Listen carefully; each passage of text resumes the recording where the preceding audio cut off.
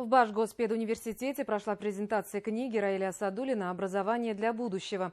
Председатель Комитета Госсобрания Республики по образованию, культуре, молодежной политике и спорту. Он ранее более 10 лет возглавлял педагогический вуз.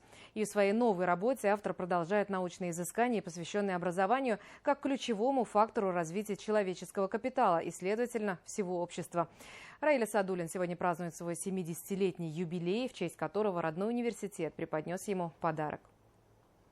На презентации своей книги Раиль Асадуллин, сидя в кресле, смущенно улыбается. Просторный светлый кабинет в стенах Башгоспедуниверситета отныне носит его имя. Неожиданный подарок бывшему ректору вуза преподнесло нынешнее руководство БГПУ. Стены теперь украшает портрет Раиля Мирваевича и стенды с информацией о его наградах и трудовом пути. А ведь именно в этой аудитории полвека назад он, будучи первокурсником, слушал лекции своих наставников и впитывал многогранную науку педагогики. Я не ожидал, что будет кабинет именной. Готовился к презентации книги, которую посвятил своему родному университету. 1 сентября исполнится ровно 50 лет, как я пришел студентом. И вот до сегодняшнего дня я нахожусь в деловой, профессиональной связи с моим университетом, с моими коллегами. Поэтому, конечно же, переживания очень серьезные. Аспирантура, защита кандидатской и докторской диссертации. 13 лет Раиль Асадуллин руководил педагогическим вузом республики. И его предшественники за проделанную работу в развитии университета ставят твердую оценку «отлично». Когда дело дошло, очередь дошла до Раиля Мирваевича, это вот он практически превратился постепенно в легендарную личность. Вот. Вместе с университетом он рос.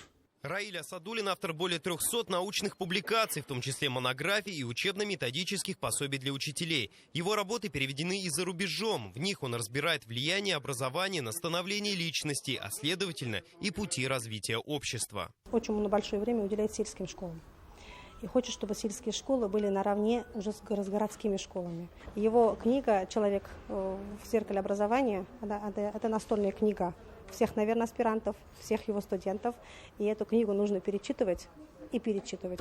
Новый труд Раиля Асадуллина «Образование для будущего» уже нашел своего читателя. На автограф-сессии автор подписал более 20 экземпляров для всех желающих. В нашем университете существует традиция открытия именных кабинетов наиболее значимых педагогов нашего университета. В этом кабинете будут заниматься не только студенты нашего университета, но и в этом кабинете занимаются педагоги республики, проходя повышение квалификации, профессиональную переподготовку. Раиль Асадуллин всегда подчеркивает, быть наставником – миссия в первую очередь духовная, нежели материальная. Ведь учитель для учеников – это проводник в большой мир. Знание для меня тоже является божественным явлением, поэтому для учеников вот эти знания должен передавать тоже посредник в лице учителя.